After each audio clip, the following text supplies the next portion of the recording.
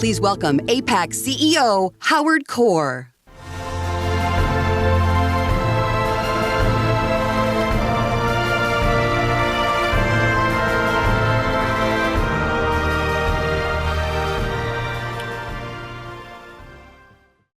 Today, I must sound an alarm. There is an emerging threat to America's friendship with Israel. The work we have done and continue to do is at risk. For decades, we have built a broad and bipartisan consensus as the foundation of support for Israel in America. This foundation consists of both parties, Democrats and Republicans, all faiths, all races, and all Americans.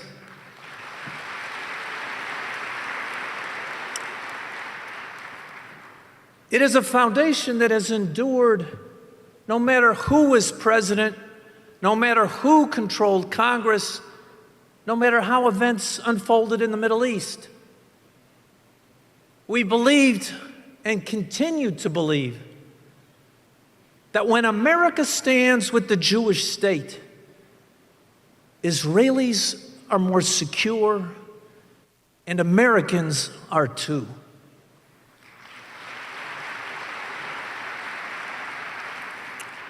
But today, that foundation is in danger of being rocked as it has never been before. A growing and highly vocal and energized part of the electorate fundamentally rejects the value of the U.S.-Israel alliance. And it is no longer on the margins, but instead has taken the spotlight of our political life. Its most radical views are bending the political conversation and commanding attention. And this movement has national ambitions. The leaders of this movement occasionally seek to mollify us with empty reassurances and hollow affirmations of Israel's right to live in peace. But far too often they reveal their true beliefs. The leaders of this movement say they support Israel's right to exist. But that's not up for debate. Israel exists.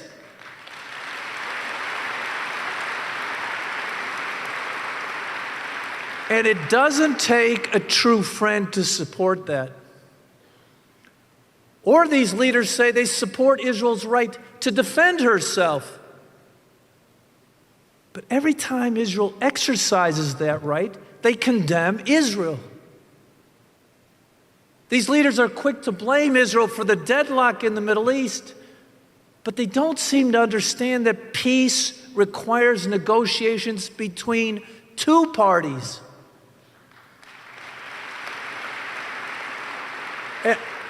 And the Palestinians won't even come to the table. Not today, and unfortunately, not for the past 9 years. In their political utterances, the leaders of this movement repeatedly and reflexively disparage Israel's democracy and lump her in with nations hostile to American interests and American values. Again, these are not the things a friend would say or do. These political leaders have chosen to deploy several surrogates who have long records of hostility to the Jewish state. In the rising movement against the U.S.-Israel relationship, there are familiar faces, but they are not our friends. What we see instead are some who question the moral right of the Jewish people to a homeland of their own. What we see is a litany of double standards applied to everything Israel does. What we see is a casual disregard for the vital role Israel has played and continues to play in supporting America's interests and America's security.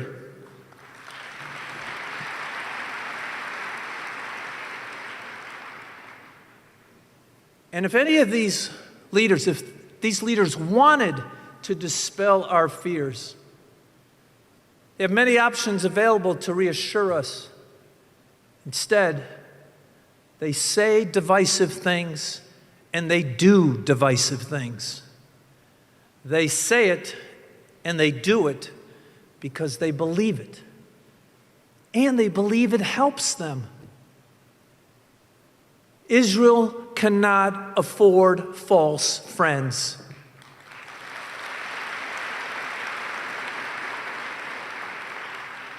So let me say this plainly. Any leader who energizes their political movement by demonizing Israel is not a friend of Israel.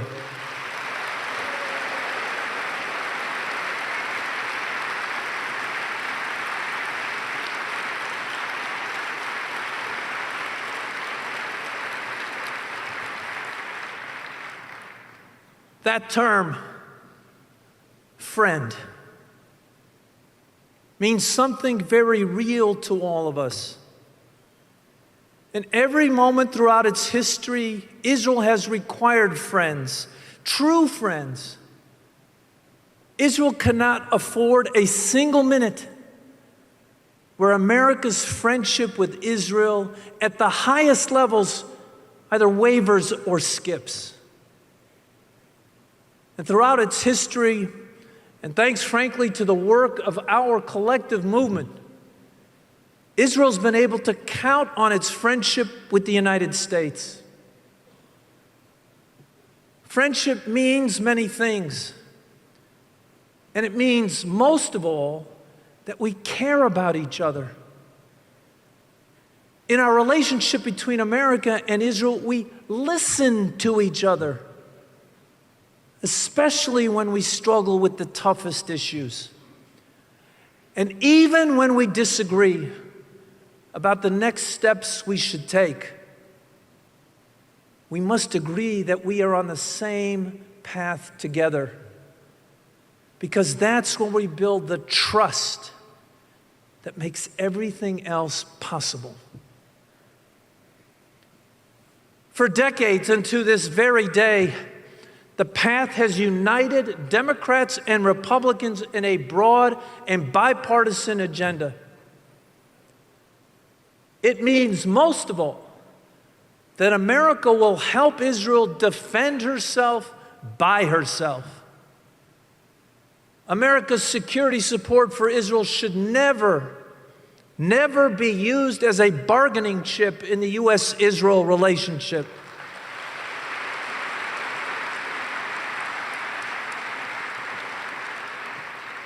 Israel's security in a dangerous region is in America's interests.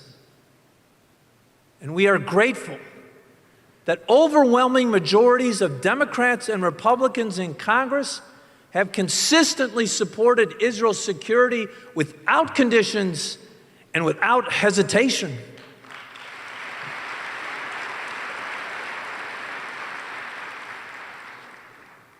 This support in Congress rests on the work of successive American administrations, each of whom made 10-year commitments with Israel's leaders on security assistance. President Clinton did it. So did President George W. Bush. So did President Obama. Each understood that America's commitment to Israel's safety must be consistent, it must be unequivocal, and it must be dependable.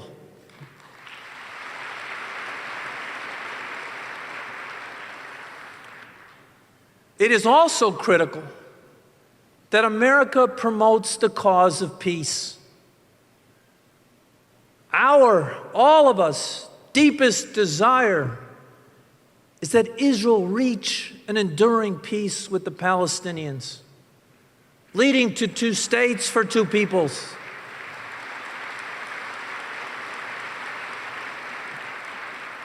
We know every Israeli desires peace with all willing nations in that region.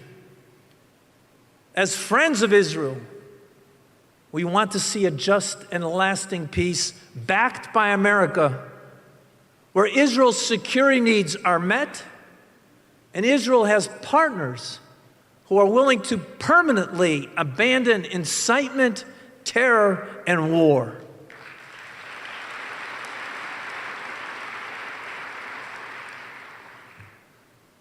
As part of our commitment to Israel's security and the cause of peace, it is vital that America continues to confront the Iranian regime's efforts to dominate the Middle East and threaten Israel and our other allies with terror and nuclear weapons.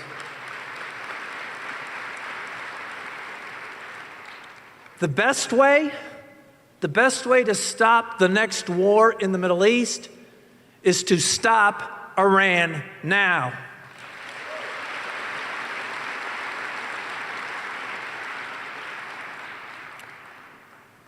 Finally, it is critical that America fight all efforts to isolate and demonize Israel in diplomatic arenas and international organizations.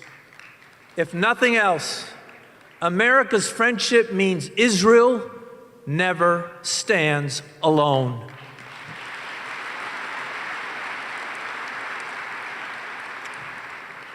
What I have just described is the kind of support a friend should expect. And it is a standard nearly all American leaders have met over many decades and continue to meet this day. We appreciate the unyielding support of President Trump and everything he and his administration have done on these issues.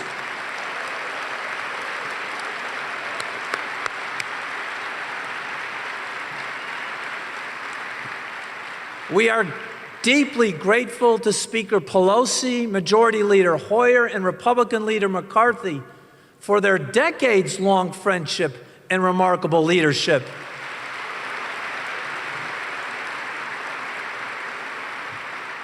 And in the Senate, we applaud Senator McConnell and Senator Schumer for being champions for the U.S.-Israel relationship when it has mattered most.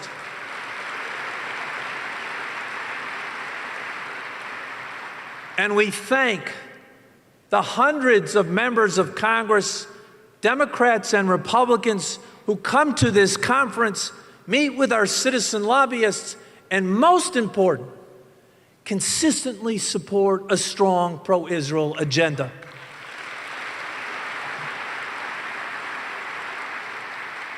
This is a bipartisan movement. Democrats and Republicans, who with very rare exceptions have been part of this cause from the very beginning, because on this one issue, elected leaders have always known they are standing with the majority of American voters in both parties and on the right side of history.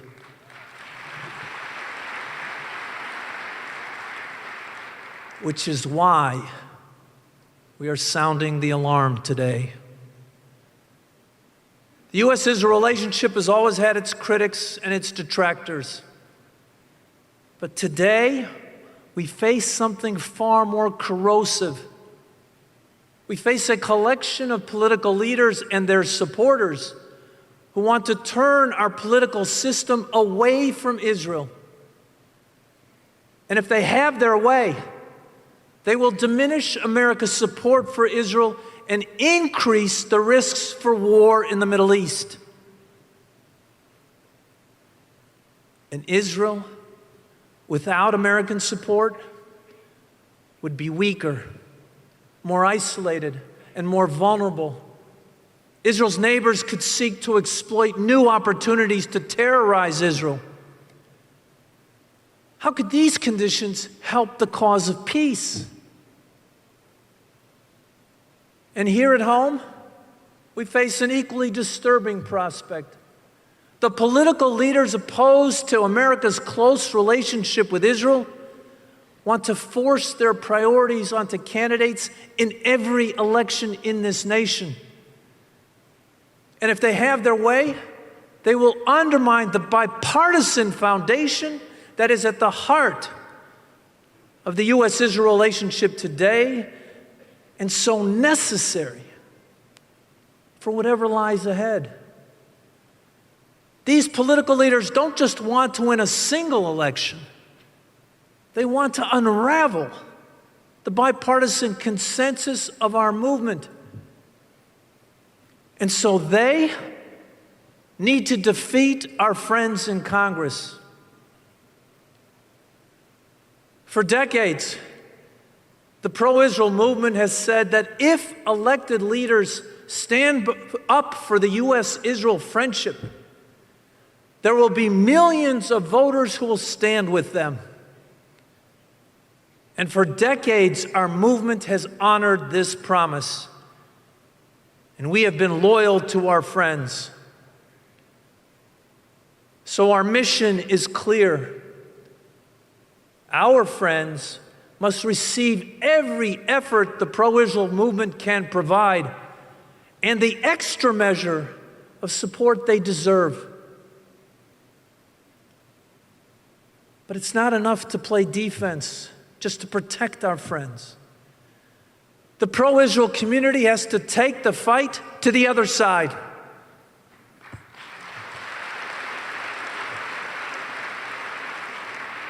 If our movement chooses to tap into our energy, if we win the battle of ideas, if we put the full weight of our movement's resources into this fight, we will put our friends in a position to win.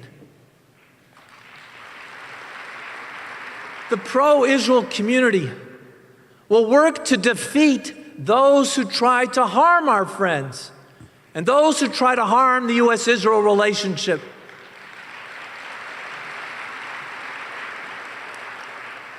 We will demonstrate that friendship with Israel is valued across this country and by voters in both parties. The pro-Israel movement will show that standing with Israel is what the American people want.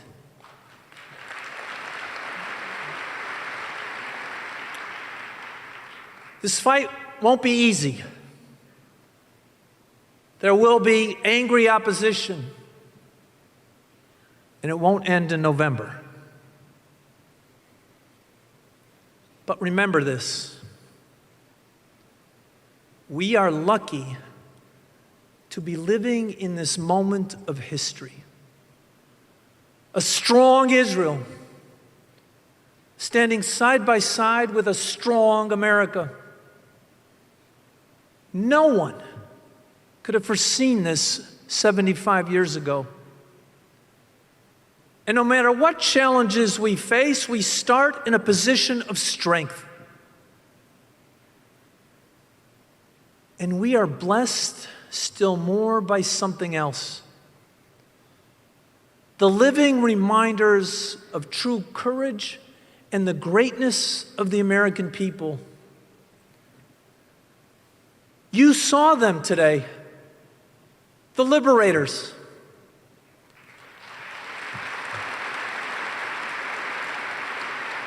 There aren't many left, but they stood and you saw them.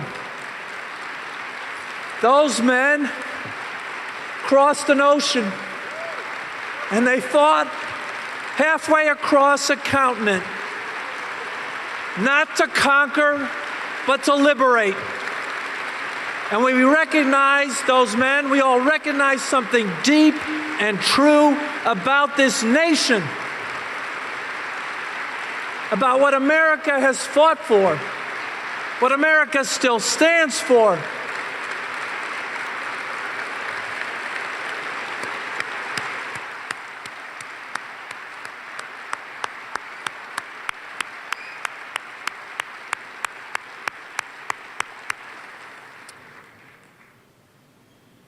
And it was a moment that was particularly moving for me You see, my father was in Dachau, one of those camps. So I know personally what it means when America fights for you and America stands on your side. We all know. We have all seen it in our own time. And we all take pride in America at its best. So I'm here to tell you this. We are part of this story, and we can write its next chapter. Because when America stands with its friends, that is America at its best. When America works for the security and peace of a distant, small democracy, that is America at its best. When America comes to the aid of an ally still beset by enemies, still isolated in world bodies, that is America at its best. This is our cause. This is our purpose. This is our mission, to write the next chapter in the American story, to show our fellow Americans, to show the entire world what America stands for and what America always will be. Thank you.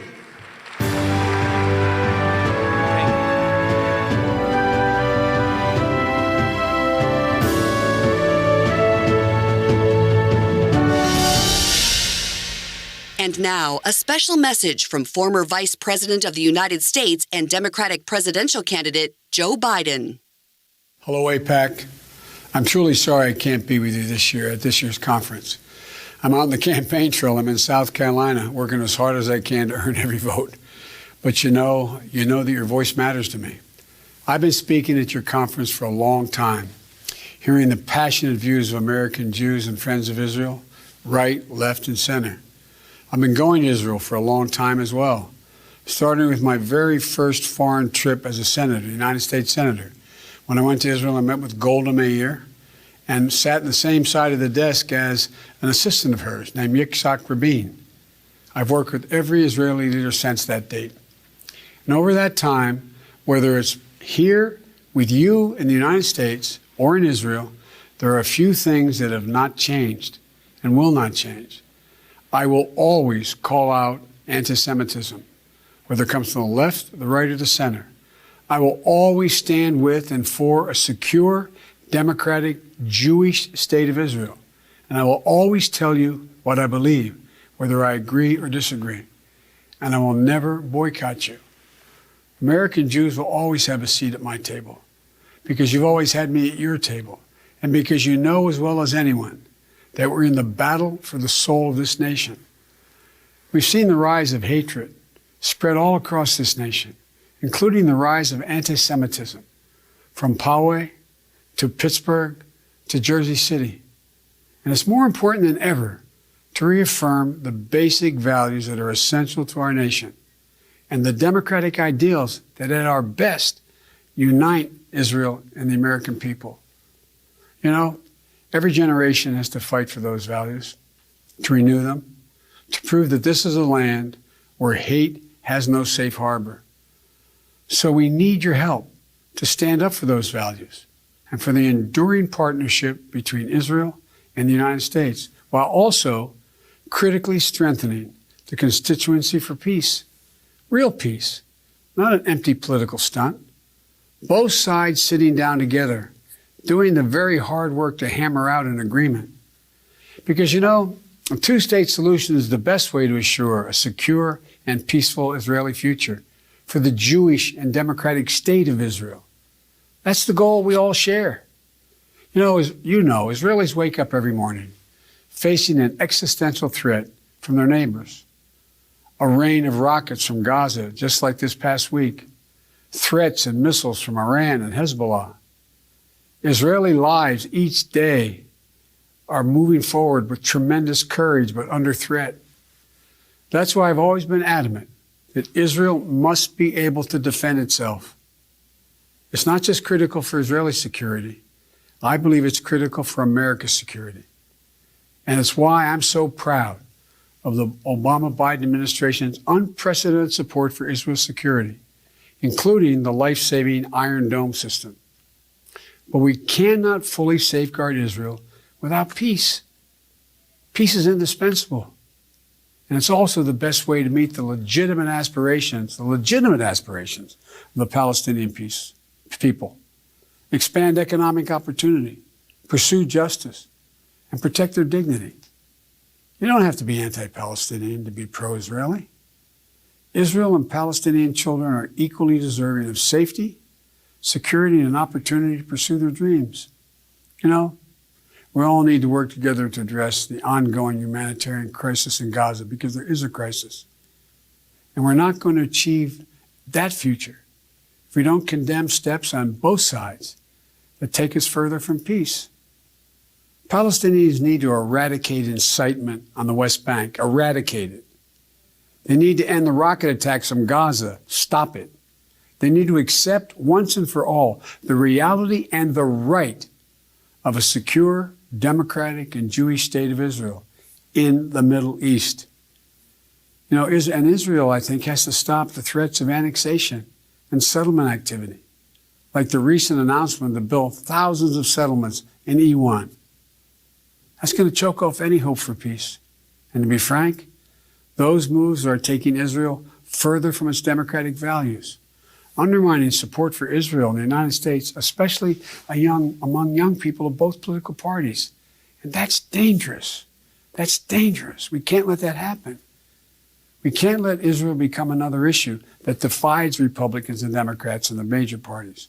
We can't let anything undermine the partnership that has grown and flourished from the moment of Israel's founding. I know it's hard. I really do, but it's not impossible. I've seen the Israeli people create miracles with little more than hope and raw determination, because Israel, like America, is an optimistic, hopeful nation. There's nothing beyond our capacity, nothing we're unable to accomplish if we put our minds to it, and nothing we cannot achieve when Israel and the United States stand together. So thank you for all you do for the United States and for Israel. And may God protect our troops.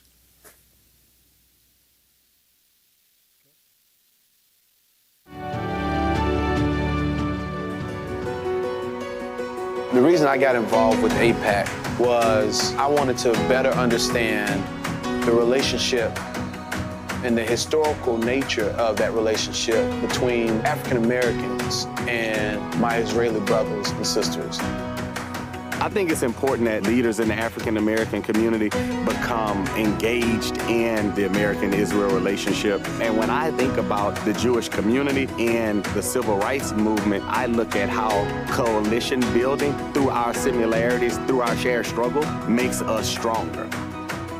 It goes a little bit deeper for me just because my family is of Haitian descent. So both my mother and father are Haitian immigrants. And in 2010, when the earthquake in Haiti took place, to learn that Israel as a country was one of the first folks on the ground to help my people, helped me look at Israel a little bit differently. I looked at Israel as a global partner. I looked at Israel as being a compassionate country that stepped up when my country of origin was in need.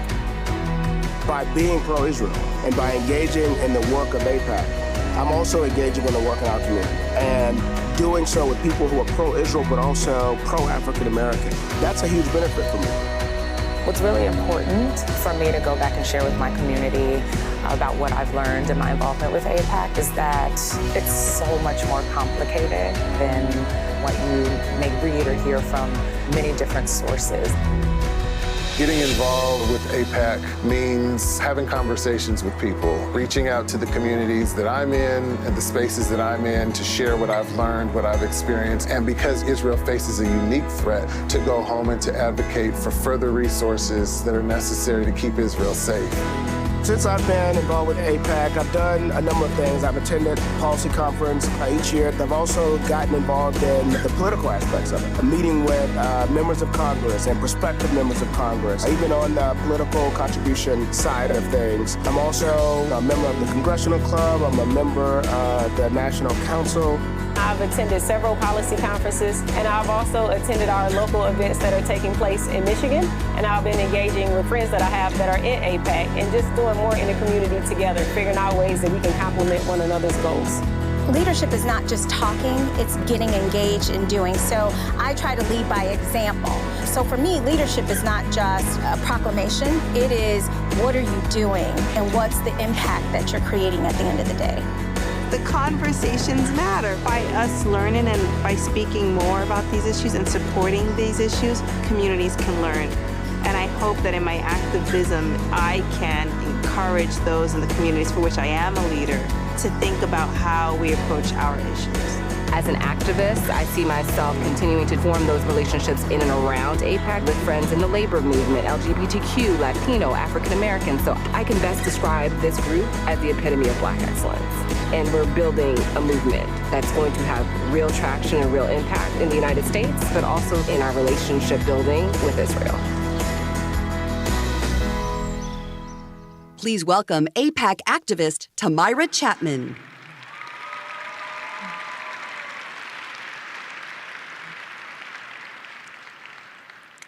There's an old proverb: if you want to go fast, go alone. If you want to go far, go together. Together isn't just a word, it's a philosophy, a commitment among leaders to work in unison for a common mission. In the audience today, I am joined by a group of my closest friends, leaders from across the United States who are doing this important work with me.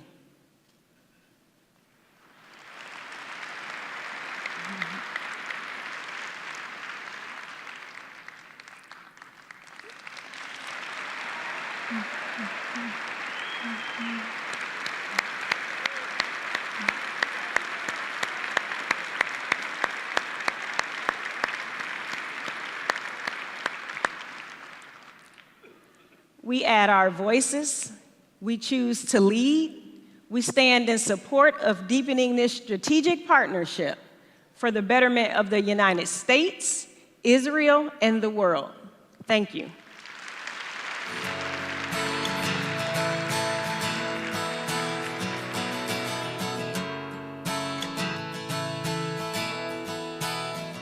Please welcome former Mayor of New York City, Mike Bloomberg.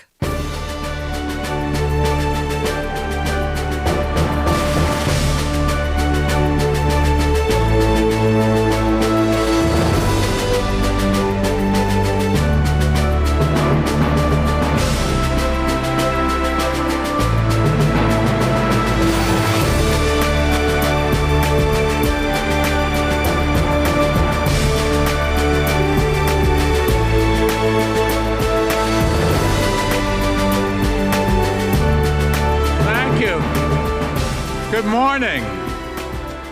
I can't hear you. Good morning. I can't tell you how glad I am to be here at AIPAC. And I don't think I've ever talked to as big a crowd, certainly not one that I respected as much as this one. So thank you all for doing this. Now, Israel is small, we know, but resilient and surrounded by adversaries. And if you caught the last couple of presidential debates, you know that I can empathize.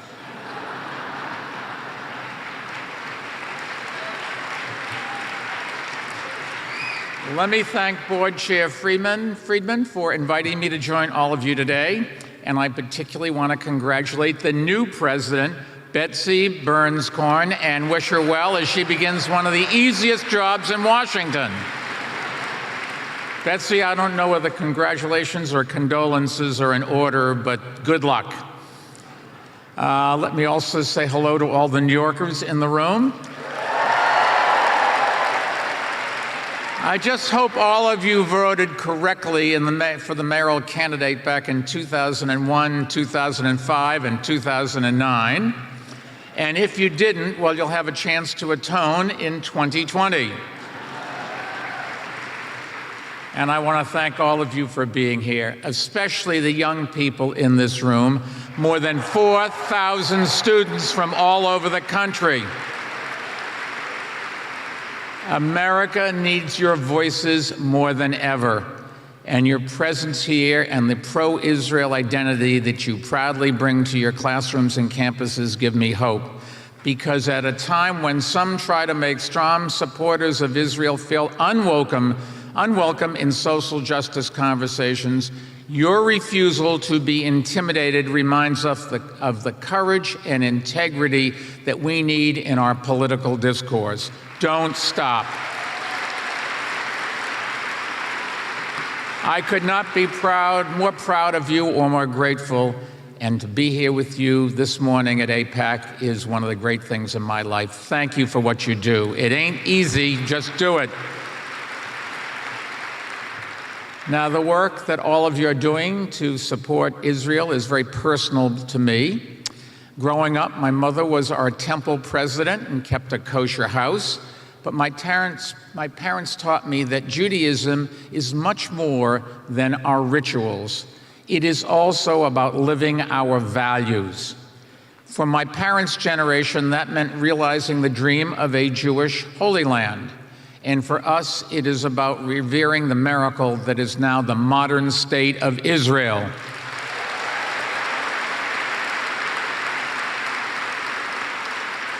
Now, my mother and father never had the means to visit Israel when I was a child, but I've been lucky enough to travel there many times.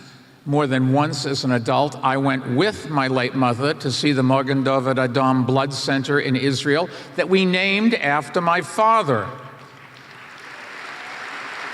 And the Hadassah Hospital wing that we named after my mother. And in 2014, when the FAA banned American carriers from flying during Operation Protective Edge, I traveled to Israel on El Al. They weren't afraid to fly.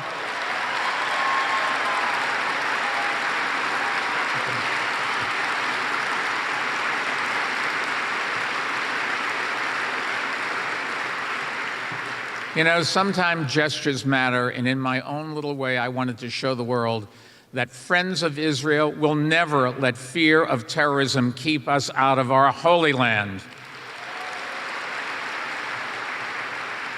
That was true back in 2014 when Israel faced attacks from Gaza.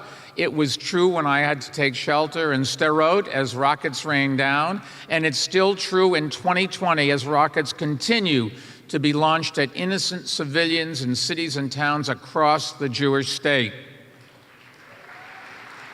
For as long as Israel has existed, terrorists have threatened our ancestral homeland. Well, guess what? The state of Israel, the Jewish people, and the pro-Israel community will never back down in the face of hatred.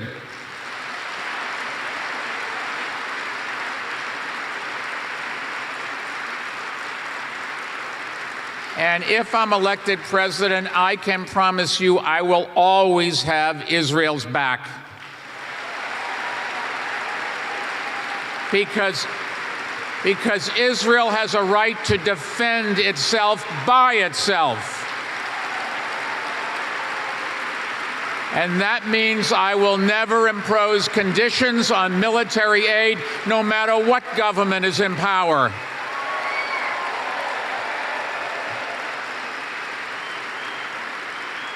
And that includes $3.3 billion in security assistance and $500 million in missile defense we provide Israel every single year, thanks to the 2016 Memorandum of Understanding. Look, Israel is on the front lines, countering American enemies in the region and sharing valuable intelligence and experience with us. So conditioning foreign aid wouldn't only impair Israel's ability to keep itself safe, but our ability to keep ourselves safe as well. After all, American security and Israel's safety are inextricably linked. And as president, I give you my word, I will never, ever compromise on the safety and security of Israel. I also promise to always oppose the BDS movement's pernicious efforts to delegitimize and punish the state of Israel, and I already have.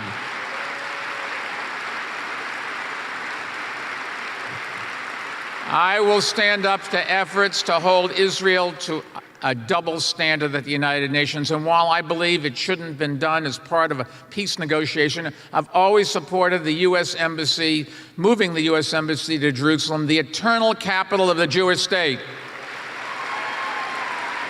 And as president, I will leave it there because that's where it belongs.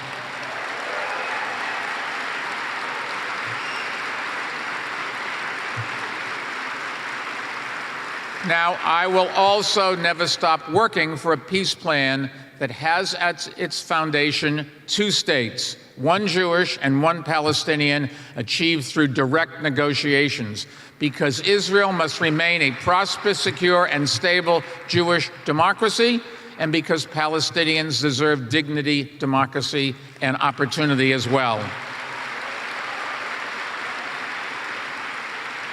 Bipartisan support for Israel has been a defining feature of American politics since 1948, and this organization has played a critically important role in fostering it. The relationship between our two countries has been so strong precisely because it transcends partisan politics, both here and in Israel, and because it is built on shared values: freedom and democracy, law and justice, integrity and compassion, innovation and ingenuity. But in recent years, we've begun to see cracks in that bipartisanship, and that is deeply disturbing. Unfortunately, not all of my fellow Democrats in this race have attended an AIPAC conference. One of them, Senator Sanders, has spent 30 years boycotting this event. And as you've heard by now, he called AIPAC a racist platform. Well, let me tell you, he's dead wrong.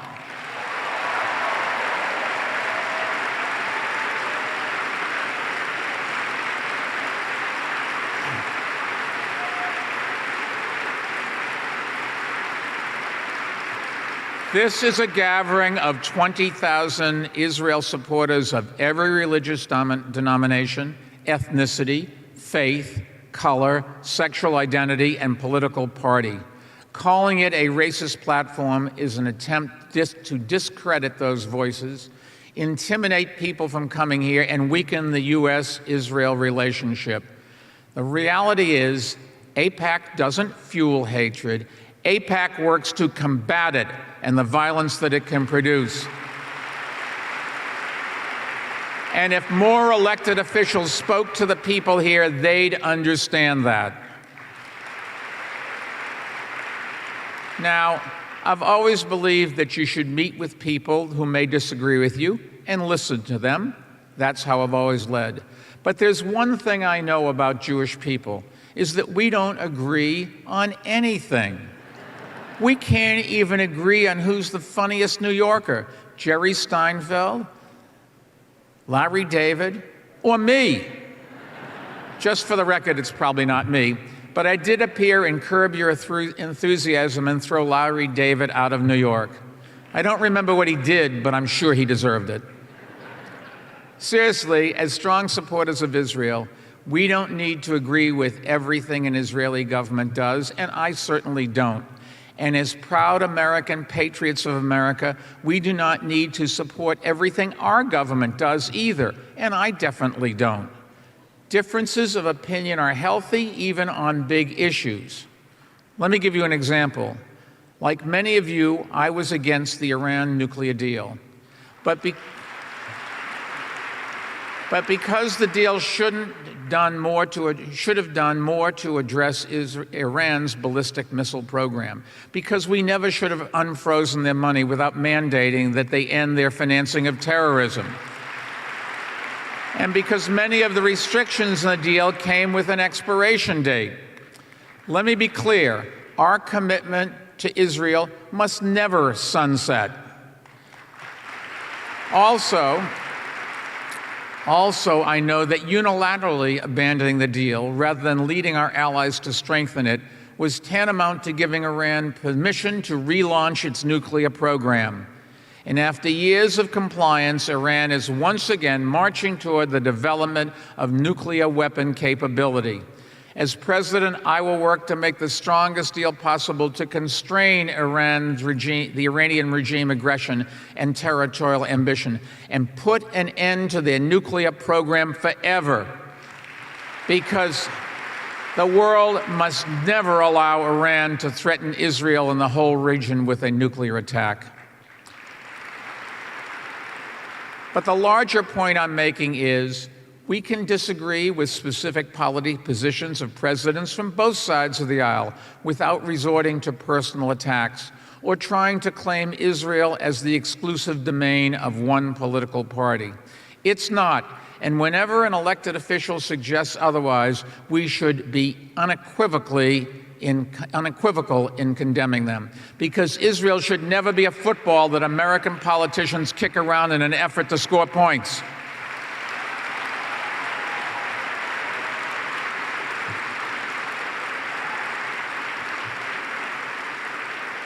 Maintaining bipartisan support for Israel is more important now than it has ever been in my lifetime, because today we are confronted by sights that we thought we'd never see outside of old black and white newsreels.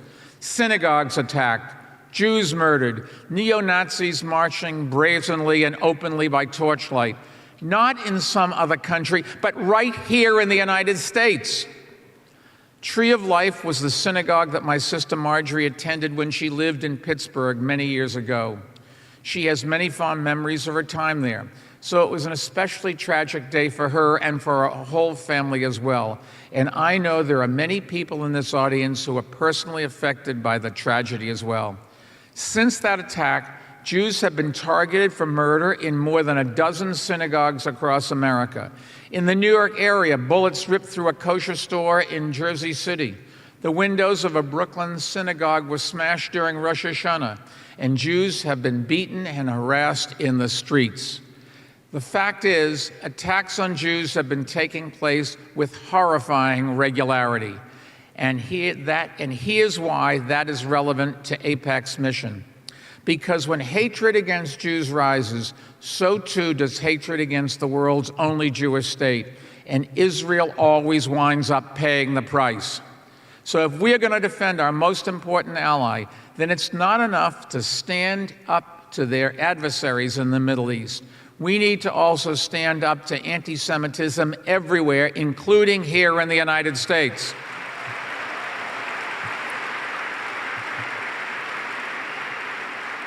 When we look around America, it is clear we are facing not only another epidemic of anti-Semitism, but a rising tide of hatred writ large.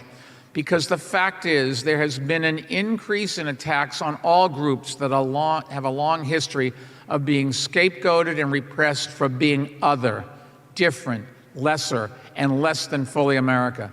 And I'm not only talking about Jews, but I'm also talking about immigrants, Muslims, Black Americans, women, and the LGBTQ community. We must stand up to those attacks together. You know, I remember visiting Auschwitz a couple of years ago, walking the same paths our ancestors trudged down to the gas chambers. And whenever I think about the Holocaust, I am reminded of a teaching from Rabbi Jonathan Sacks of Great Britain. Quote, "The hate that starts with the Jews never ends there. But we also know, don't we, that what starts with others so often ends with us, with the Jewish people and with Israel. So we need to stand up against all bigotry and hatred." For 12 years as mayor, I led the largest and most diverse city in the nation. And I was never prouder than when I stood in the shadow of the Statue of Liberty and argued that Muslim New Yorkers had every right to build a mosque anywhere in our city, including near the World Trade Center. That was the right thing to do, and it was also the smart thing to do.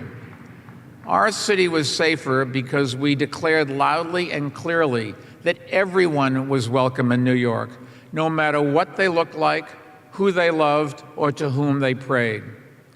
But in recent years, we have seen hate crimes increase, which raises the question, what has changed? There is no single answer, I think, and no single person or political party that is entirely to blame. Anti-Semitism is hardly the exclusive domain of any one group. It can be found on both the right and the left, on town squares and campus quads. But there is one fact that we cannot ignore. Presidential leadership matters. It sets a tone. It is either inclusive or exclusive, divisive or uniting, incendiary or calming. I believe the only way we can make progress as a country is by bringing people together, not tearing them apart. And I can just tell you, I will never stand idly by in the face of anti-Semitism or in the face of hatred against anyone, because I know all of our fates are linked. And as Dr. Martin Luther King Jr. said, we are all tied together in a single garment of destiny. So I want to be clear. If I am elected president, I will strongly condemn anti-Semitism wherever and whenever it appears. And Americans will never have to choose between supporting Israel and supporting our values here at home. I will defend both because I know they have always been linked, and our strong relationship with Israel is based on our values. At this moment in our history, we are called to stand up, not for a political party, but for our country and for our values and for a tradition of bipartisan support that has always defined our relationship with Israel. This is about defining the meaning of America and recognizing that all groups who have been marginalized, excluded, repressed, scapegoated, vilified, and far worse, rise and fall together. Our best hope, our only hope, is standing together, rejecting those who try to seduce us by dividing us, and uniting behind the only shield that can protect us, our common values as American citizens and our common humanity as God's children. That is what this moment is about. And that is why I'm here at AIPAC, because the people in this room can help lead the way in bringing America back together. And here's the bottom line. When America is strong, Israel is strong. Because as all of you know, the inverse is true as well. When America is strong, Israel is strong. When America isn't, neither is Israel. So thank you all for everything you're doing to make the relationship between the United States and Israel grow stronger and more bipartisan than ever before. And I hope you know I will be standing with you every step of the way. Thank you. God bless.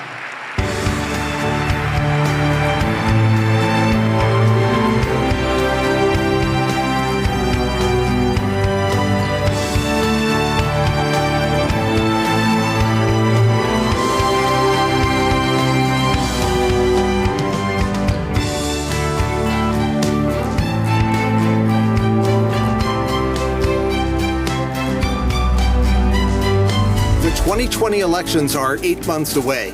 At stake, control of the House, Senate, and presidency of the United States. With Democrats locked in battle over their nominee, who will they choose? And what's at stake for the U.S.-Israel relationship? This is Impact 2020.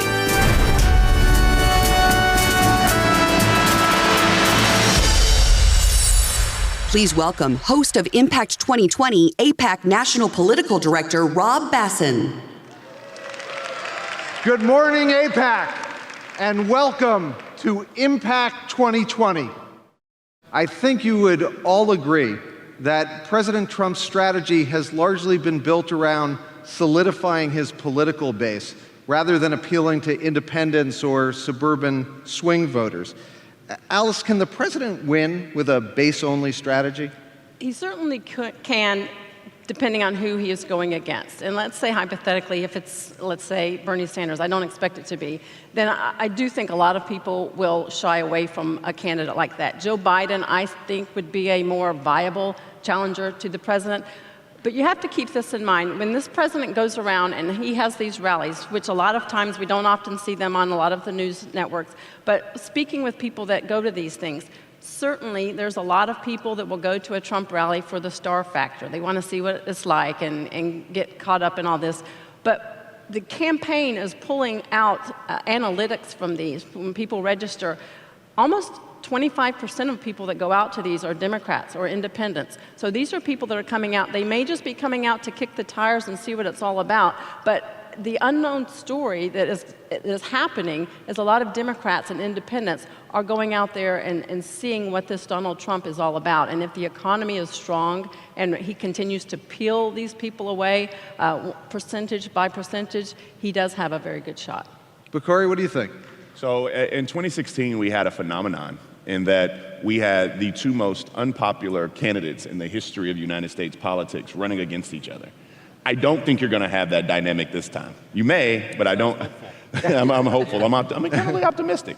So I don't think we're going to have that. I do think, though, Donald Trump was able to do something which I don't have the audacity to believe that I can explain, which is that 53% of white women voted for Donald Trump, which is an extremely high number.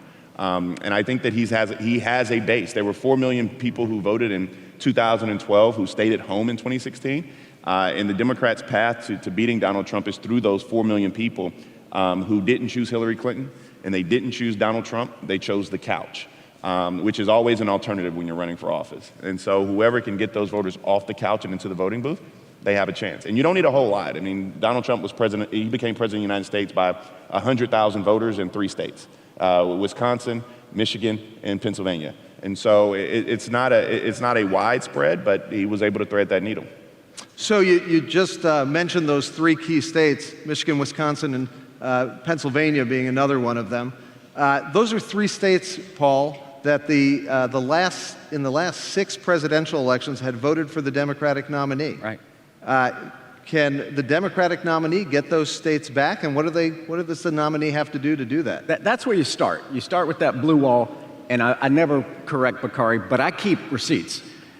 Trump won Michigan plus Pennsylvania plus Wisconsin, 14 million votes cast, 14 million. His margin was precisely 77,744. I rounded up to 100,000. I don't round because I'm going to find every one of those 77,744 and gripe them out. I'm coming to your door. So the guy pulled off an inside straight. It was remarkable. Out of 14 million. There's some people out there who want you to come. Yes, I'm coming. Believe me, So can the Democrats? Of course they can. Look at the 2018 midterms. You had the largest turnout since women got the right to vote, which I think some of my Republican friends still regret. You had the most diverse field Democrats have ever put together. More women, more people of color, more military, and the most moderate field Democrats have ever put out. They won in Michigan. They elected a terrific woman governor, Gretchen Whitmer. They won in Wisconsin, a terrific Democratic governor, Tony Evers. They won in Pennsylvania. Where we ran with that strategy of high turnout, high diversity, moderate candidates. We picked up 41 seats. 41 seats. Not a one of them ran calling for a revolution. Not a one. They called for better health care, lower prescription drug prices. But so Democrats have a model. They have a strategy, and it won them the biggest landslide that they have won since Watergate. 44 years. So yeah, can they? Obviously, they are right now. Democrats in 2019, by the way, won in Kentucky. They won in Louisiana, where they hunt us down with dogs. So yes, we can. It's amazing to me. Trump should have this just completely teed up, but he is highly vulnerable. Paul, I want to get Brad in here. Brad, what are the battleground states going to be, and can the president hold on to those important industrial upper Midwestern states? I think Paul's point would be right if there were a moderate left in this field, but Steve Bullock already quit. and so we're not talking about the Democratic Party of 2008. That's why Donald Trump has a very good chance to carry the Great Lakes states again and hold on to Florida, because he's running against the Democratic Party of 2020 and not the Democratic Party of 15 years ago. Well, 2018, last year. Right, and he's not running against Steve Bullock, which is what the mirror would be to the suburban Democrats who won. Donald Trump has to carry one group of voters, Gary Johnson's voters. If he carries Gary Johnson's voters, he's going to win with a cushion in all the states he needs to win in. There are a lot of suburban voters who have qualms about the president's style, but have a fear of Democratic policy. That's the voter Donald Trump has to win over between now and November. All right, let's move on to our next topic. And I know it's a topic that a lot of people in this room care very, very deeply about, which is the U.S.-Israel relationship. So, Paul, there are a lot of people in this room, many of them Democrats, who are concerned about where Bernie Sanders stands on the issue of the U.S.-Israel relationship and his policy vis-a-vis Israel. How concerned should they be? Well, first, I do wish Senator Sanders were here. I wish he would come here. I think all Democrats ought to come here. I think it's a mistake not to come here. The notion that AIPAC is monolithic. You know, you hear white pundits say this all the time with the black vote. The black vote. No, people are complicated and diverse, and so is this organization. And I think Senator Sanders ought to come and make his case. That's number one. More importantly, he needs to go back to Israel. I've been with Rob, I don't know how many times, a million times. And here's what he would see. They have a really good child literacy program in Israel. Just to pick one issue that I know is close to his heart. Really good. In fact, in the 1970s, Hillary Clinton copied it. It's called HIPPY, Home Instruction for Parents of Preschool Youngsters. She brought that to Arkansas in the 70s, the Israeli child literacy program. By the way, and they don't put dissidents in jail. They have a free press. They have free elections. They have strong environmental laws. All the things that we believe in as progressive Democrats, I have found in Israel. I've been there a lot. And in fact, I was there, as Rob knows, in 2015. And Israeli socialized medicine saved my life. I got sick as a dog, and they have socialized medicine in Israel, and it saved my life. And I think Bernie would love that. So as a progressive, I think this is one of the reasons I love Israel, is that it has its problems. I don't know if you've noticed the United States, but we have ours. It doesn't make me hate America. It makes me, it makes me want to make sure that that relationship heals. Yeah, it's kind of as if someone had come to the United States in the 1960s and was still talking about what the United States was like in the 1960s when we're in 2020. Bakari, 4 years ago, you organized a group of African-American leaders to send a letter to the Democratic Platform Committee urging them to pass a pro-Israel platform.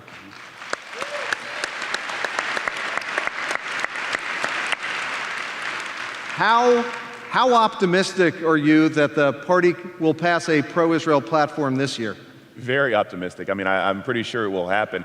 I think that there is this really weird misnomer that there's this huge gap between Israel and the Democratic Party, and I'm here to say that simply doesn't exist. I mean, it's fascinating to watch how people want to drive wedges between certain groups in this country. And we talk about Bernie Sanders and his views on Israel. I remind people Bernie Sanders actually lost the Democratic primary in 2016 by 4 million votes. Right. So this wasn't some looming threat. It was 4 million votes. And right now, he has a plurality. He won't have the majority. He's going to, as we say, he might 30% his way to the nomination. But that's still a long way to go. I'm actually back on the platform committee again this year.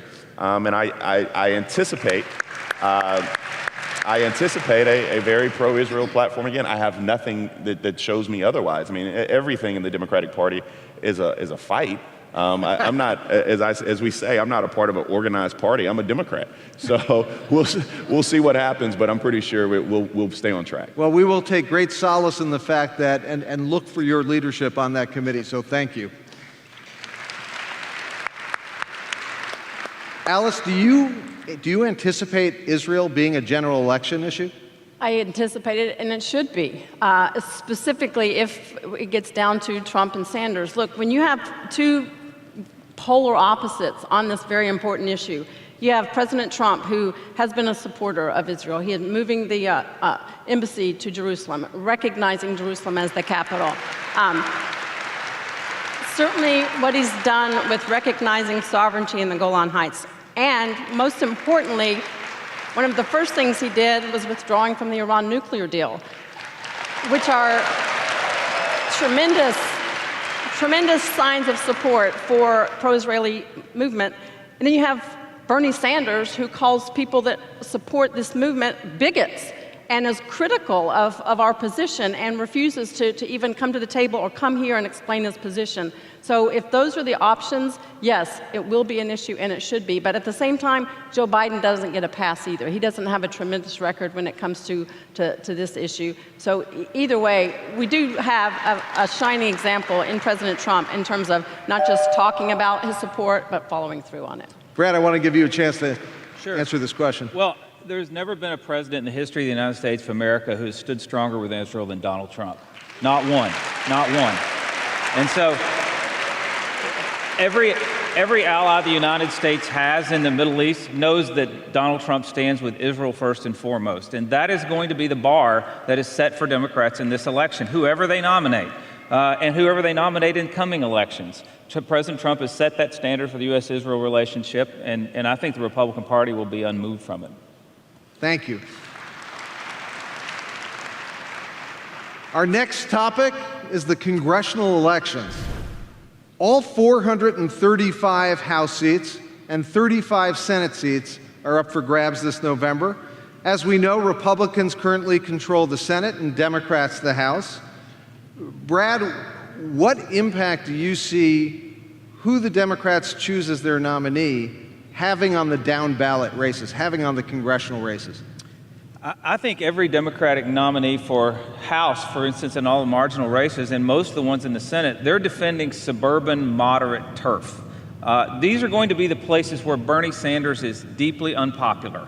If Bernie Sanders is the Democratic nominee, and I think he has the best chance of all the Democratic candidates first, I'm not a Democrat like these two geniuses to my right here, but I don't know if I like that. I think you just saw. I don't even know why. That's like saying bless your heart in South Carolina.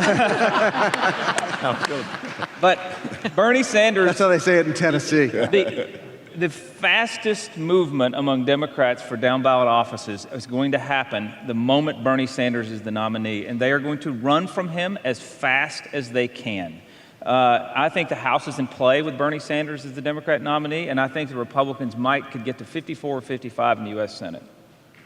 Paul, what's your take? Yeah, first off, Brad's book really is excellent, and one of the things that he talks about are these suburban voters.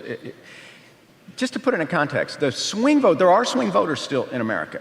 As the white working class has moved to Trump, college-educated white folks have moved to the Democrats.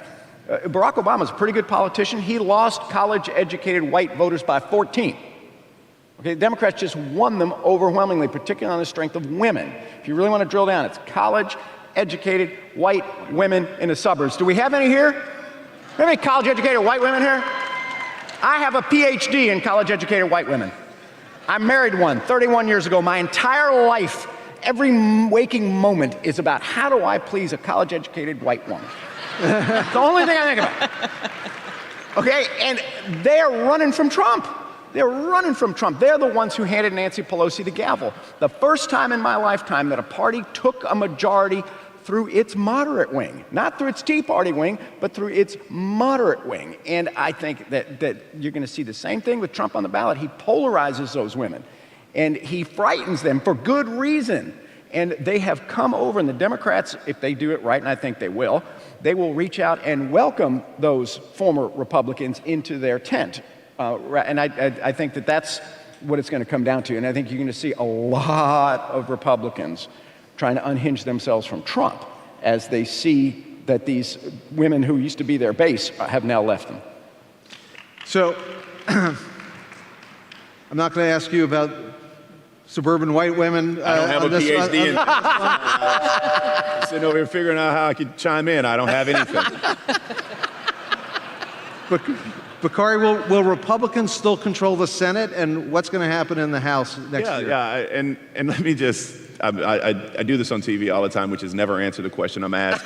But let me just stick up for my Democrats in Israel. I think that there's some people out here who've heard of the Iron Dome. Yeah. And I think that that's a round of applause. Thanks, Obama. Thanks, Obama, for there's a $31 billion MOU that was signed between the U.S. and Israel. So, I mean, thanks, Obama. And, you know, I would venture to say I don't want to go into the Iran deal, but we have to make sure they stay far, far away from a nuclear weapon. And I'm not sure we have any clarity on that as we speak. whether or not it's the Iran deal or whatever. But I will say this, the Democrats will stay in control of the House. Nancy Pelosi will remain the Speaker of the House. The frightening part is that I think, as Brad said, I would agree with him that I believe that there may be some seats gained in the United States Senate. It's going to be a tough sleigh for Democrats. But I will tell you this, in Arizona in particular, I do think that you'll probably have a seat to flip. But other than that, I don't see too many bright spots for Democrats. Alice, we're almost out of time, but what do you think is going to happen in the House and the Senate? I think we have 435 completely different races when it comes to the House, and each of them will be based on what is going on in that certain community. And look, I will hand it to Democrats in this midterm election, AOC and the Democrats getting these women out to vote, engaging them, and getting women not just to run, but to vote. Hats off to them. They did a tremendous job. Republicans are working on making inroads with that, with Elise Stefanik and others. But there's a big difference. There's two words to describe the difference between 2018 and 2020. Donald Trump. With him on the ticket, that will really help galvanize Republicans to, as Bakari says, get off the couch and go vote. And he is already, you're seeing endorsement after endorsement of him supporting Republican candidates in the House and Senate. And with him on the ticket, that will be a big factor. So we have less than a minute left, but I want to ask one final question, which is our final topic, which is bold predictions. So I'm going to ask each of you to make a bold prediction of something that's going to happen this November. And why don't we start with you, Bakari? Well, I'm out of the prediction business because I thought Hillary Clinton would be president of the United States. So let's preface that. But I do believe that as we go into January, we will be inaugurating Joe Biden and Kamala Harris as president and vice president of the United States of America. Wow. Paul? This is not a prediction, it's a certainty.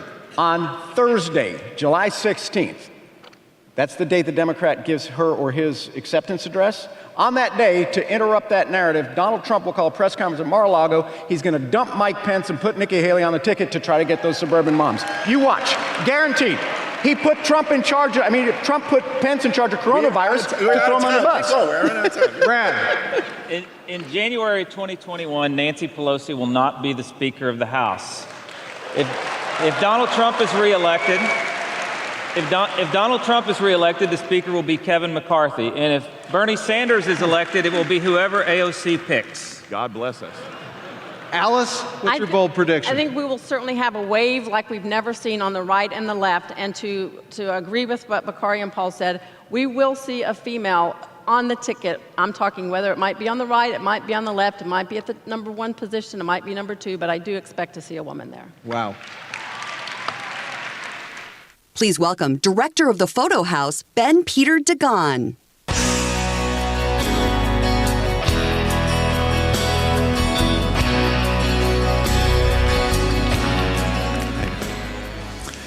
Shalom lachem. Most of you do not know my grandfather, Rudi Weissenstein, by name, but you know his work. His photos captured the birth and growth of the Jewish state. He arrived as a journalist from Czechoslovakia in 1936 with nothing but the change in his pocket and his camera. He was a Zionist. He believed in his soul the need for a Jewish homeland. Photography became his passion, and Israel's people were his subjects. His photos showed Jewish life and celebration, the strength of a people determined to build a new home. He also met my grandmother, my Savta, Miriam. She was a force of nature, his greatest inspiration, advocate and partner. She was his muse and his boss. Together, they opened the Photo House in Tel Aviv, and the store became the center of their life and work. After World War II, as immigrants poured into Israel, he documented the growing cities and landscape. It was a time of great change. He was there as the crowd celebrated the UN partition vote in 1947. It was a moment of sheer joy. Just a few months later, as the British fled and war once again loomed, an invitation came for a secret event to be held on the afternoon of May 14, 1948 in Tel Aviv. It would become the most important photography assignment of his career. As David Ben-Gurion stood at the podium reading Israel's Declaration of Independence, my grandfather, my Saba, was there, capturing the birth and of the nation he loved. Thanks.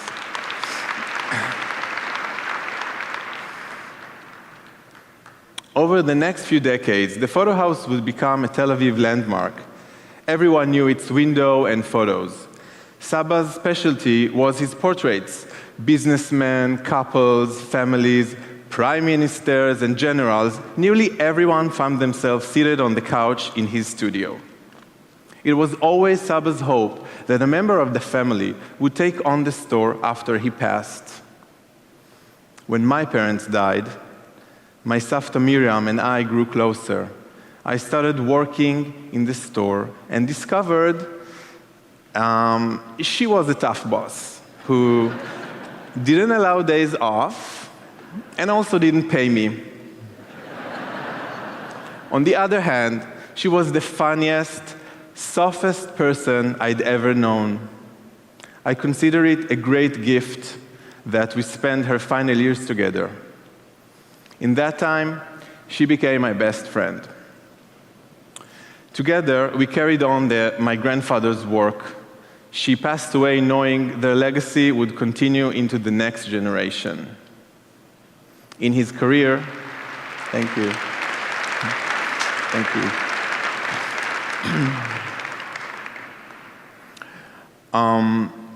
In his career, my grandfather created an archive of 1 million photos. Can you imagine that?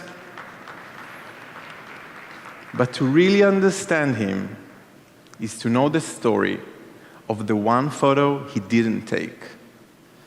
As the ceremony on Independence Day in 1948 came to a close, the Israel Philharmonic Orchestra waited in the wings. On cue, as Ben-Gurion struck the final gavel, the orchestra played Hatikva, the new anthem of the new state. Overcome by his Zionism, his love of country and people, Saba put down his camera, cried, and sang along with the crowd. In all of the photos of the event, there is no picture of the crowd as it sang Hatikva. More than 70 years and 2 generations later, I realized that stories like this would be lost if not for the PhotoHouse and my grandparents' legacy. The things we do, no matter how remarkable, are often forgotten after we are gone. Today, I'm a father of twins.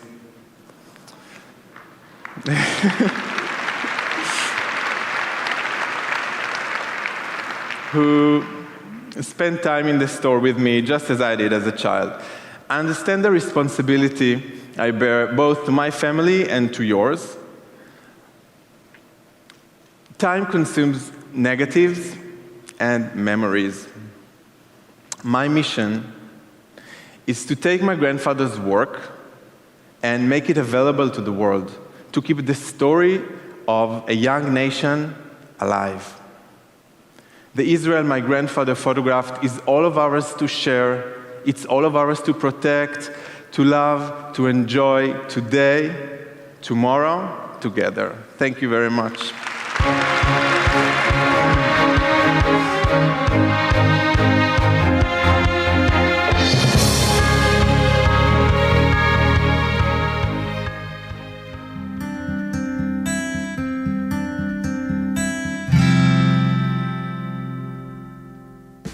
I found AIPAC through a friend of mine in Charleston, South Carolina, and she introduced me to the Christian director for AIPAC in Atlanta. And so we chatted over the phone. I went on the AIEF trip to Israel, and it showed me a whole different side. It showed me the political side. I mean, I'd been on the Golan Heights before, but not like that. And I think that's what's important about AIPAC, even if it's a different perspective.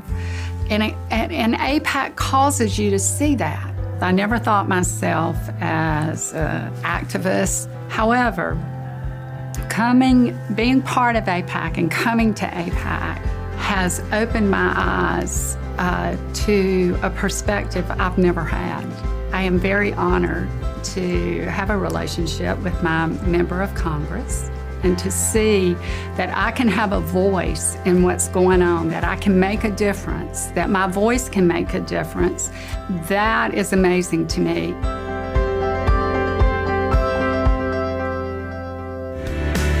Please welcome AIPAC President Betsy Berns Korn.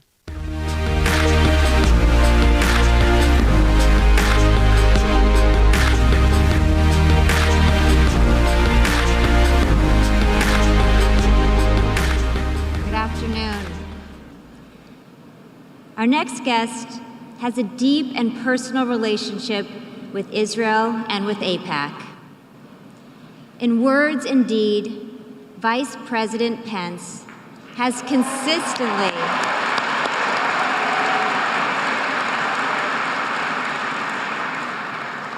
consistently revealed his love for Israel and his commitment to her security. Because of his belief in the importance of the U.S.-Israel relationship, Vice President Pence has made it a priority to speak at every single policy conference since he became Vice President.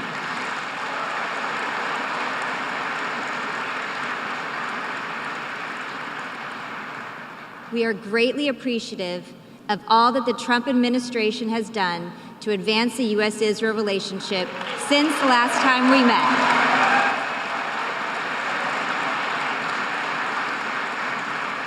Formally recognizing Israeli sovereignty over the Golan Heights.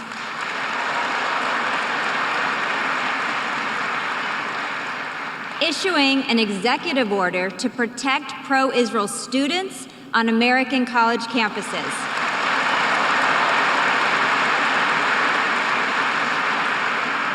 Defending Israel from outrageous assaults at the UN.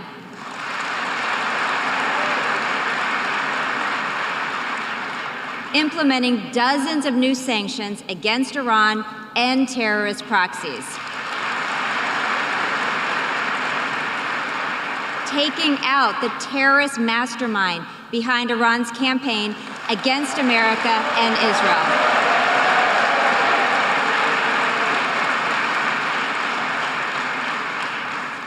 And releasing a peace proposal that was developed in consultation with the leaders of Israel's two major political parties.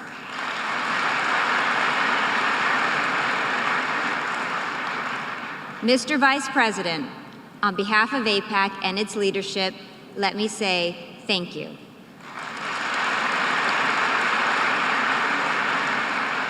Thank you to you and to President Trump for these and many other steps you have taken to deepen America's partnership with our steadfast ally, the State of Israel.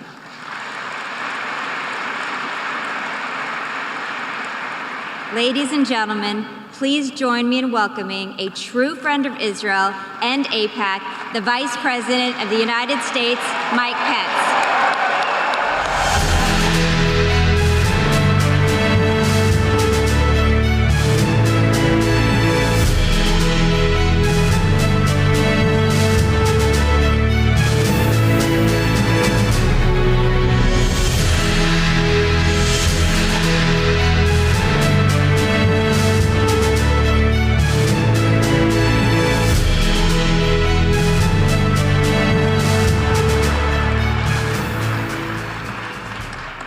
Well, hello, AIPAC.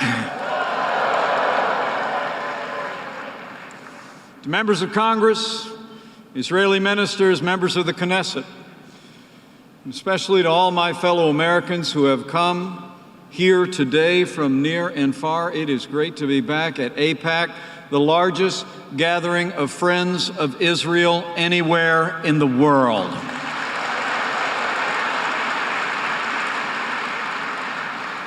Thank you all for that warm welcome.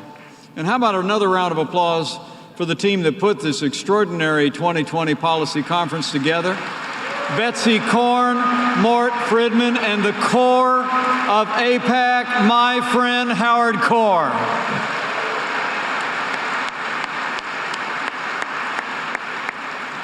It's great to be with you all, but it's especially great to be here with so many college students from around the country.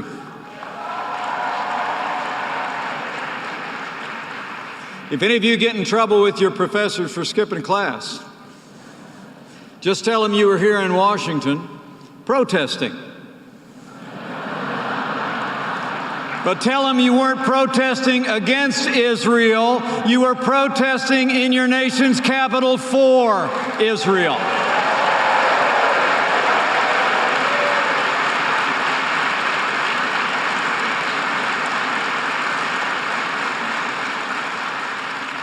So good to be with so many friends. And speaking of friends, allow me to bring greetings from another friend of mine.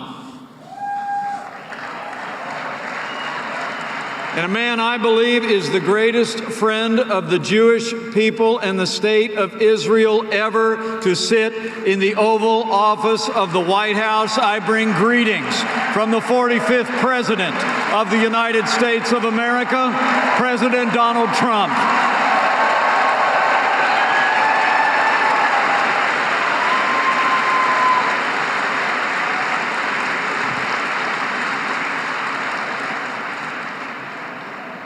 We gather today from all across our nation to celebrate a relationship that has never been stronger. But we also gather at a time of concern for millions of Americans as our nation deals with the impact of the coronavirus. So allow me to address that for just a moment. First, to be clear, President Donald Trump has no higher priority than the health and safety of the American people.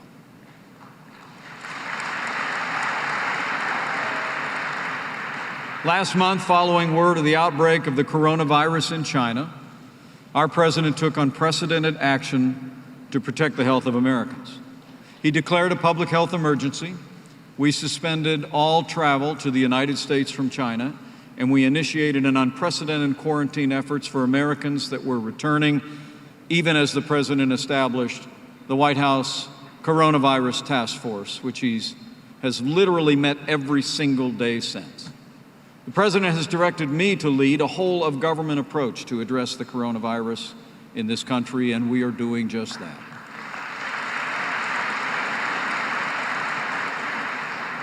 And while the risk to the American public remains low, as the president said last week, you can be assured we're ready for anything. As of today, we have 43 cases that have been detected in the United States and another 48 cases among Americans who have been repatriated from China. The vast majority of Americans who have contracted the virus, I'm pleased to report, are recovering and doing well. But several patients remain hospitalized, and sadly, the American people learned this morning that another coronavirus patient, a man with underlying health conditions, has passed away, and we send our deepest condolences to his family. I would encourage all of you gathered here today to keep in your prayers all of those impacted by this disease across our country and around the world. And here at home, also keep in your hearts and prayers the extraordinary health care providers that serve this nation every day.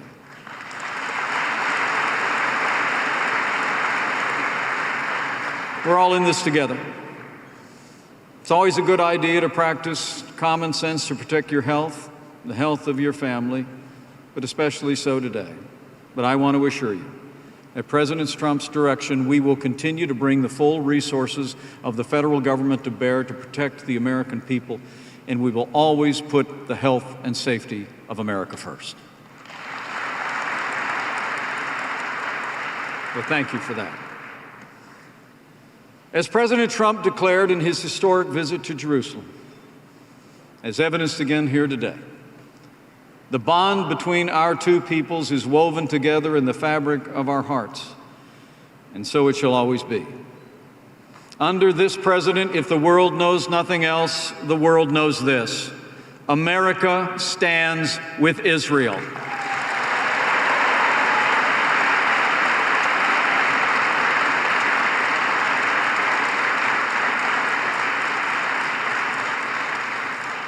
In January, it was my great honor, on behalf of the President and the American people, to address a ceremony in Jerusalem marking the 75th anniversary of the liberation of Auschwitz. We paid tribute, along with more than 50 countries, to the 6 million Jews who died in the Holocaust, in what President Trump rightly called the dark stain on human history, the greatest evil ever perpetrated by man against man in the long catalog of human crime.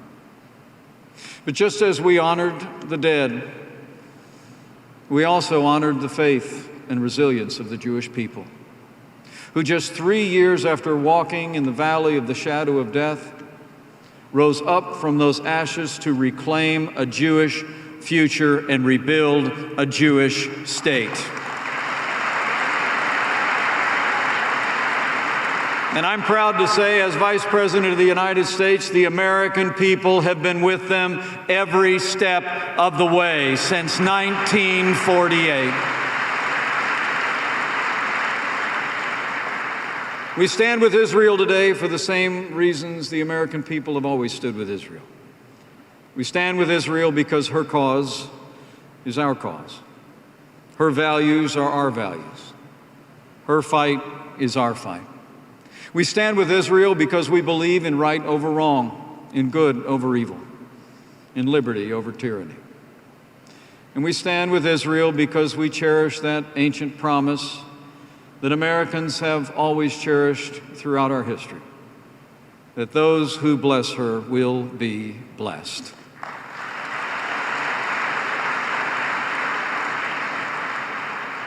President Trump promised the United States would ensure that Israel would always have the resources and tools she needed to defend herself by herself.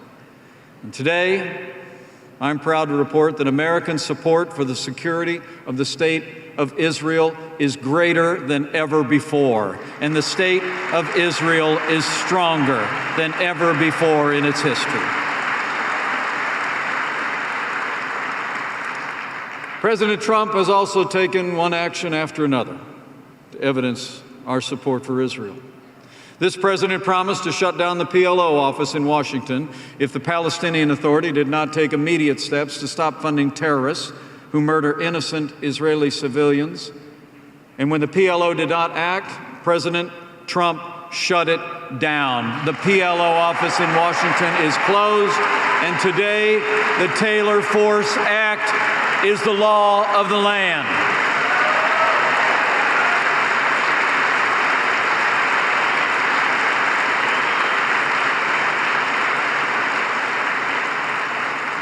This president also promised that America would no longer allow the United Nations to be a forum for invective against Israel.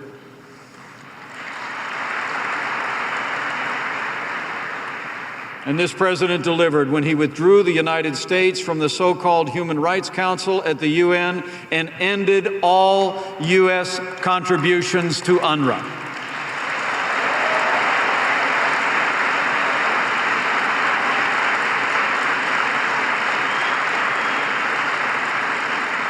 Our administration will never tolerate the suppression, persecution, or silencing of the Jewish people. We've stood up to anti-Semitism on the world stage, and we've stood up to it here at home as well. Last December, President Trump signed the strongest executive order ever written to fight anti-Semitism when he banned taxpayer dollars from any institution of higher education that traffics in anti-Semitic hate. Our message to America's colleges and universities is clear. If you want billions of dollars in taxpayer support, reject anti-Semitism and reject it now.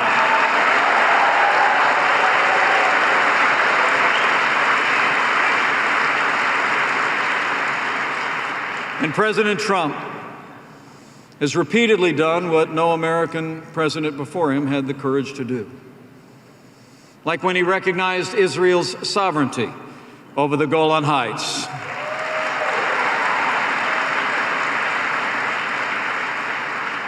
Like when he rejected half a century of peace process dogma and proclaimed that Israeli civilian settlements in the West Bank are not illegal.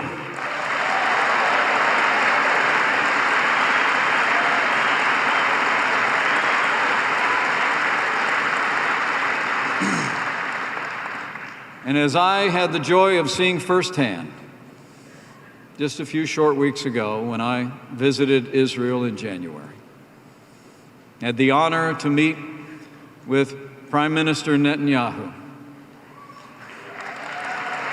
at the new American embassy in Jerusalem, the capital of the state of Israel. What a joy.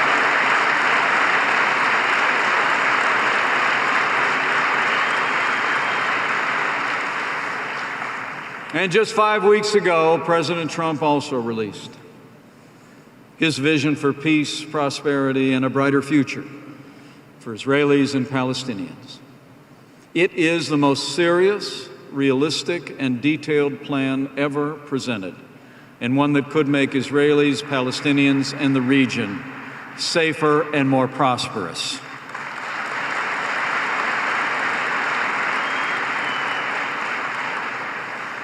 The American people have always prayed for the peace of Jerusalem, and so we will continue to do.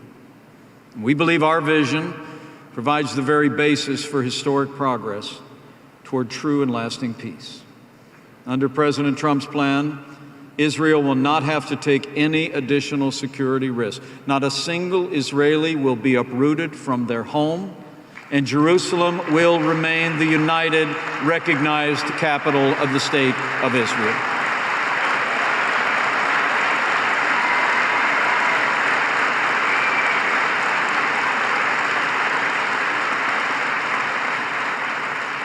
Peace will require compromise, but I promise you, America will never compromise the safety and security of the Jewish state of Israel.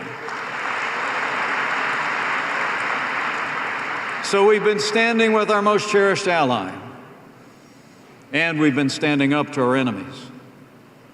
As the world and the region understands better every day, Israel isn't the problem in the Middle East. We all know who is.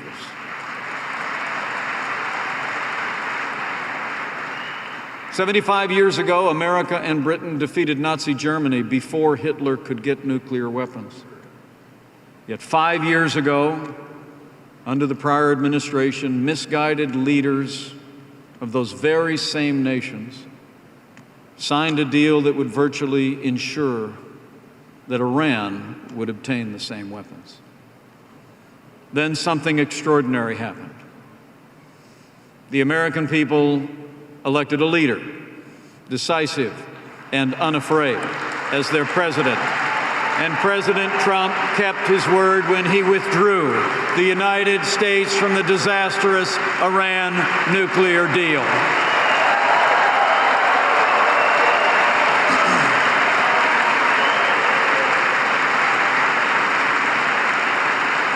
Like the Hebrew prophet Job said, America said, "Thus far shall ye come, but no further."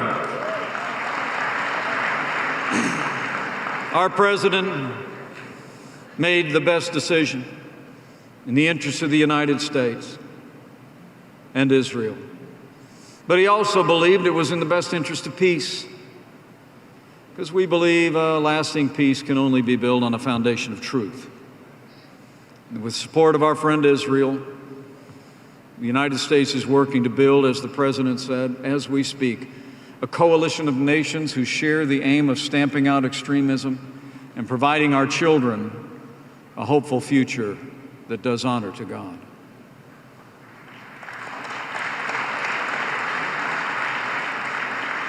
In what followed the President's historic decision, The United States implemented a maximum pressure campaign to change Iran's malign behavior, and we will hold the regime accountable for its destructive actions. And the campaign is working. The Iranian people are protesting against the regime.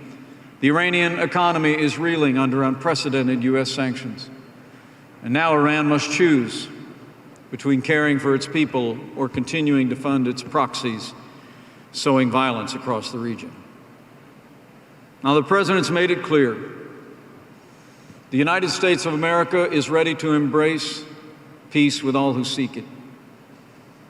And we truly hope for a better and more prosperous future for the people of Iran.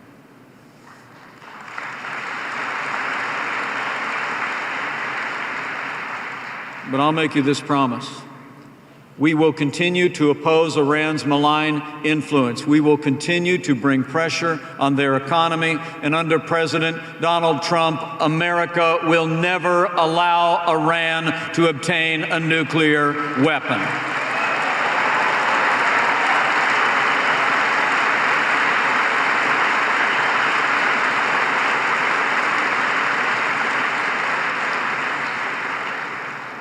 Quite a contrast from the recent past, isn't it? The last administration was sending pallets of cash to terrorists in Iran. This president has taken the fight to radical Islamic terrorists on our terms, on their soil.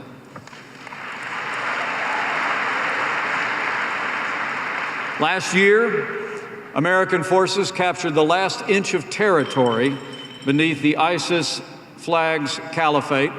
And last fall, American Special Forces took down their leader without one American casualty.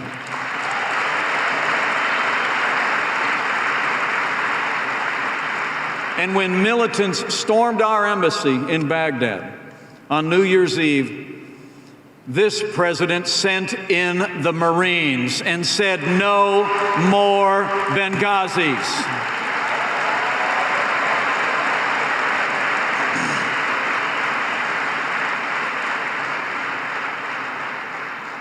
And when American lives were threatened by the most dangerous terrorist in the world, President Donald Trump took action, and Qasem Soleimani is gone.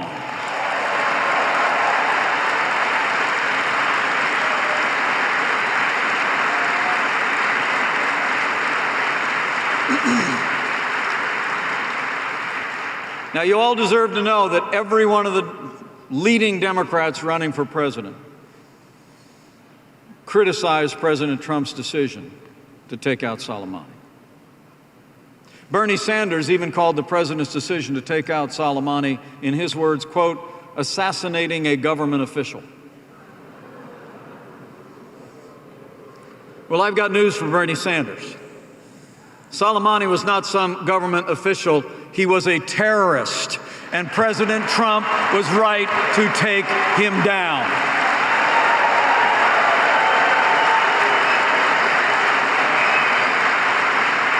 That's what leadership looks like. That's the leadership of President Donald Trump.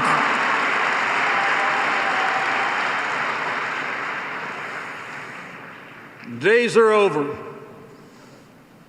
when the Jewish people were powerless to face threats of annihilation. And today, the United States stands shoulder to shoulder with Israel in defense of our common civilization and against common threats. Rebuilding American deterrence to preserve peace through strength is the very centerpiece of President Trump's national security strategy. In this administration, we understand weakness arouses evil, and history shows the free world is safest when America is strongest.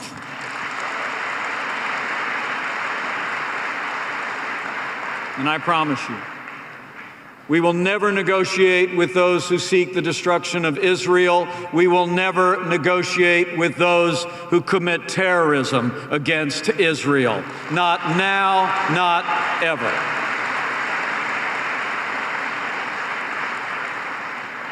So, like all of you, we've stood with our most cherished ally as never before. We've stood up to Iran. But now, my friends, we've reached a fateful moment in our history. All over the world, anti-Semitism is on the rise. On college campuses, in the marketplace, even in the halls of Congress.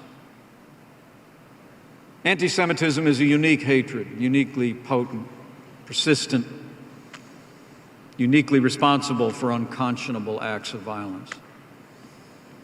Which is why we must root anti-Semitism out from every part of our society. It is not just a threat to Jewish Americans and Jews around the world, it is a threat to us all.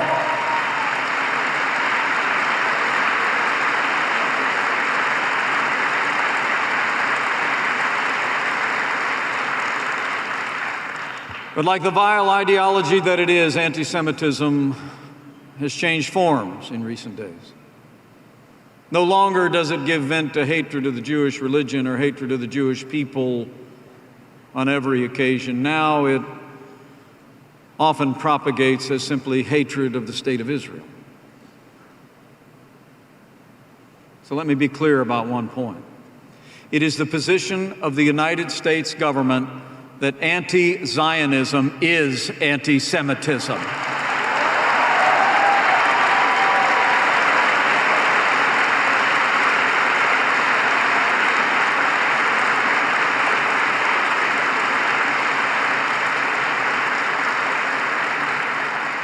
Our president, the proud grandfather of 3 beautiful Jewish grandchildren,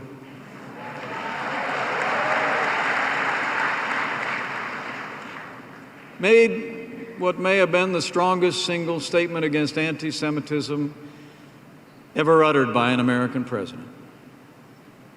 When moments after the horrific massacre at the Tree of Life Synagogue in Pittsburgh,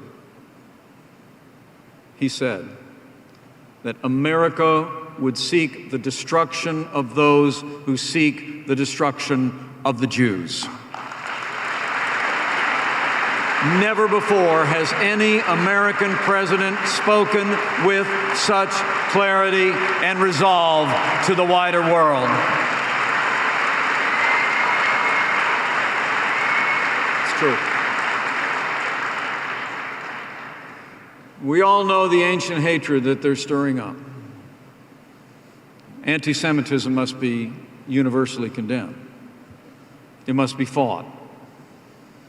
And it requires more than watered-down resolutions. It requires action. While might does not make right in a world filled with evil, right without might assures the triumph of evil. And though Israel is today a global economic power that has benefited humanity in untold ways, with innovations in agriculture, medicine, information, and nanotechnology, all is not yet well. Not even here at home.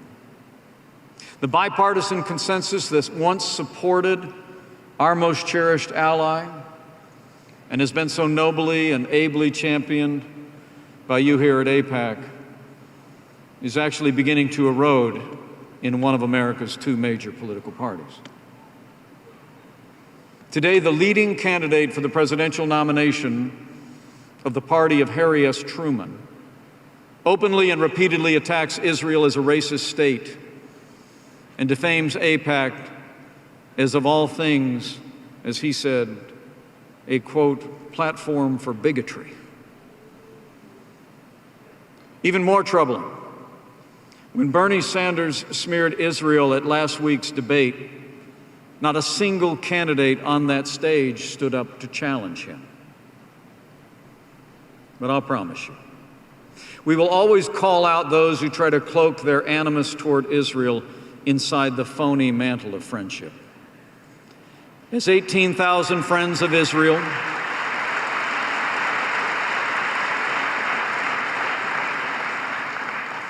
gathered here with each one of you, friends of Israel from all over this country, Republicans, Democrats, Independents, Jews and Christians, liberals and conservatives, if we can agree on one thing, it should be this. Those who side with Israel's enemies must never be allowed to call themselves friends of Israel. It is wrong to boycott and slander Israel. It is wrong to boycott and slander AIPAC.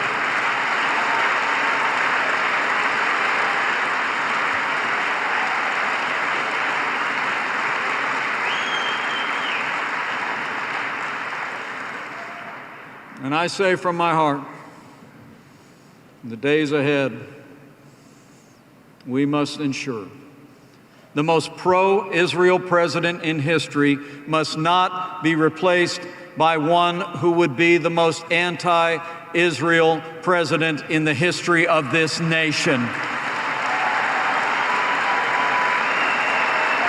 That's why we need 4 more years of President Donald Trump in the White House.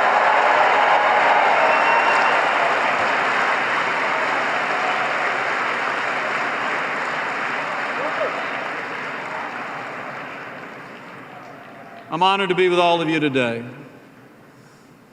as your Vice President to assure you that President Trump and our administration and this country will stand with you today, tomorrow, and always. For we are, as you are, AIPAC proud.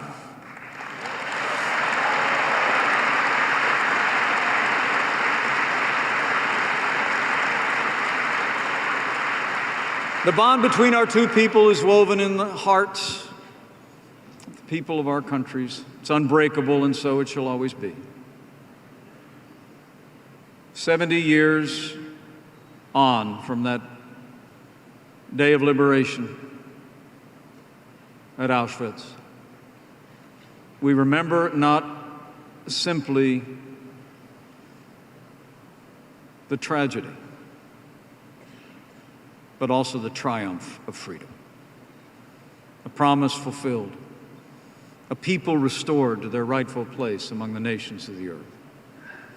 As we remember the long night of that past, the survivors and the faces of those who were lost, the heroes who stood against the evil times, we do well. In January, 50 nations in Israel gathered strong to say, just as we all say here today, from across this nation, with one voice, never again.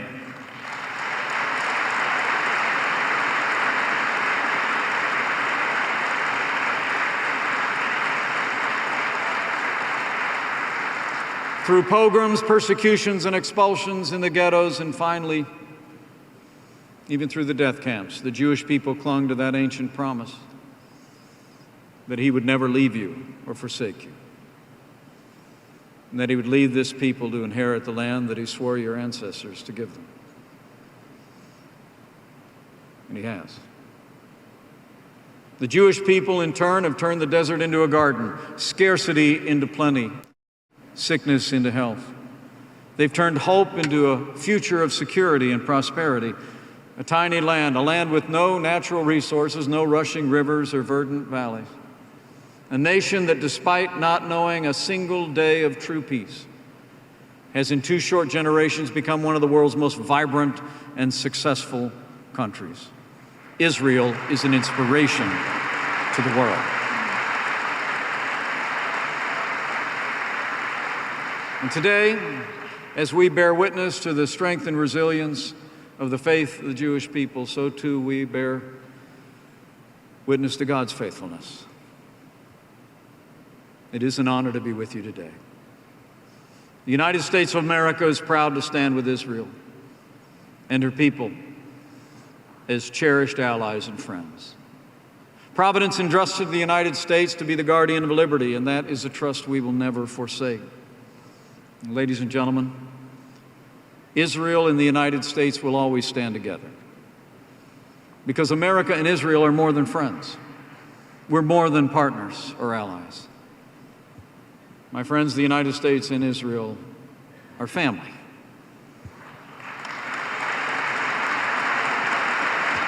We're mishpucha.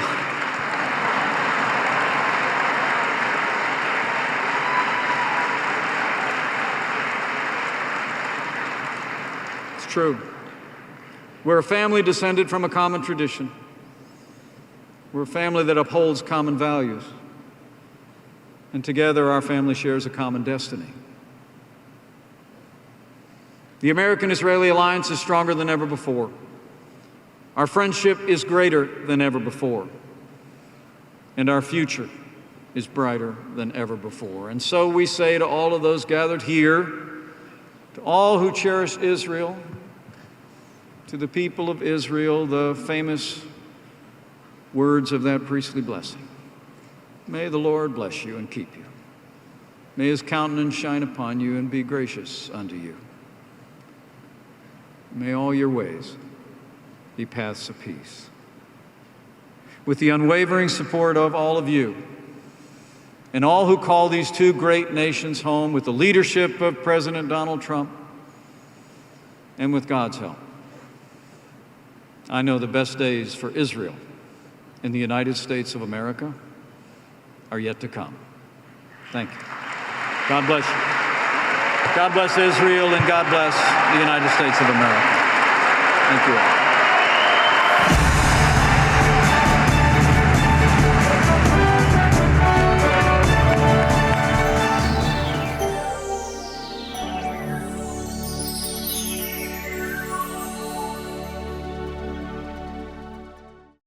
We would be pleased to send a complimentary DVD of this program to anyone who wishes to support JBS with a tax-deductible gift of $36, double high or more. Simply visit the JBS website at jbstv.org and click on the Donate button to make a donation by PayPal or your credit card.